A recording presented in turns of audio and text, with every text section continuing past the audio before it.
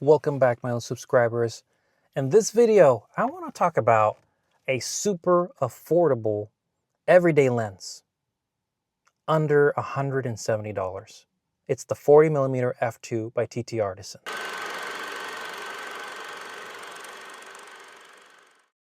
Now, a lot has been said and shown from this lens, and I just have to say, this is just another video agreeing with all the positive feedback that I've seen, the samples that I've seen.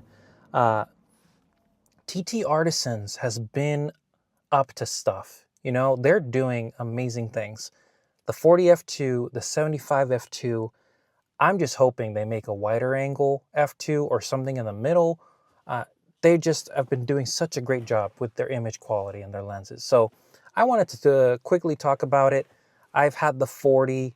I have the 40 in two mounts because it's that attractive and that good to use. I have it in the E mount and the L mount. It was my go-to video lens for a bit using the ZVE1.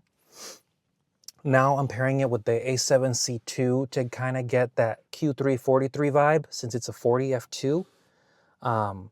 There's just so much good stuff to say about this lens. Autofocus for video. You would think it's not great because it's a cheap lens. It kept up very well with the ZVE1. Recorded several YouTube videos with it, did some casual shots here and there. Pets, family, all kinds of stuff.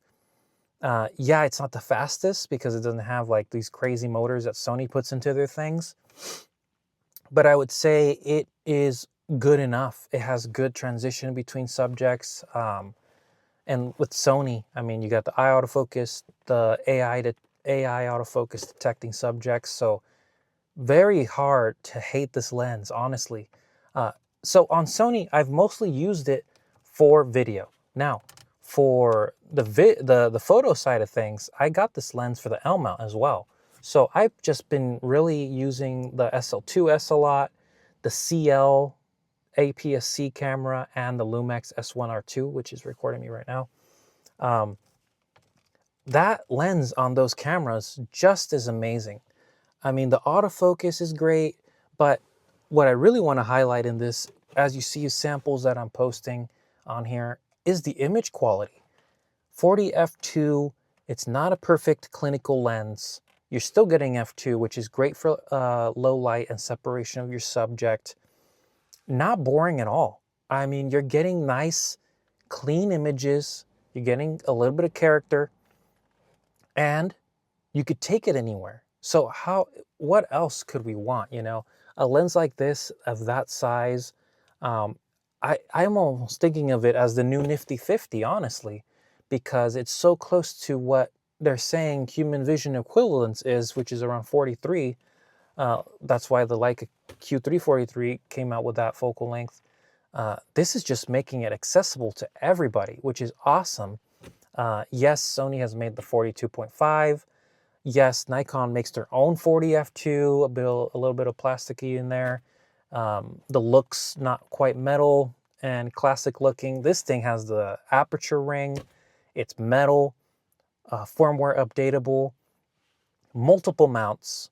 You just can't go wrong with this lens being $169. And if you get it used from someone or on the usual KH, MPB, if they even have them, I think you can get it for as low as $120. It's just a steal, honestly. I honestly think this is the new Nifty 50. It's just good for everything.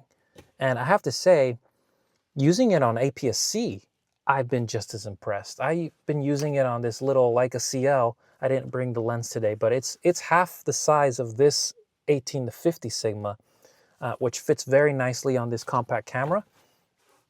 Makes me feel like I'm using like a nicer version of an X100 or like a compact Q2 when I'm combining that CL camera with the 40, getting close to a 60 equivalent, 2.8.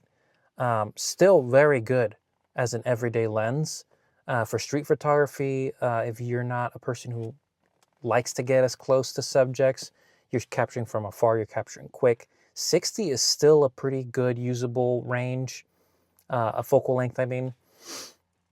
Of course, not as versatile as a little bit wider, like 40 on full frame, but it will still not disappoint, which is why I'm hoping TTArtisans releases a wider angle f2, because if I use that on APS-C, I would probably get something wider, maybe in the 35, 40 range, who knows, at the equivalents. Anyway, I've been loving this lens, and it's crazy to say I've been using this $160 lens more than those that cost $1,000 or more. Like it's just that good, and it has autofocus. Like, it's hard to beat.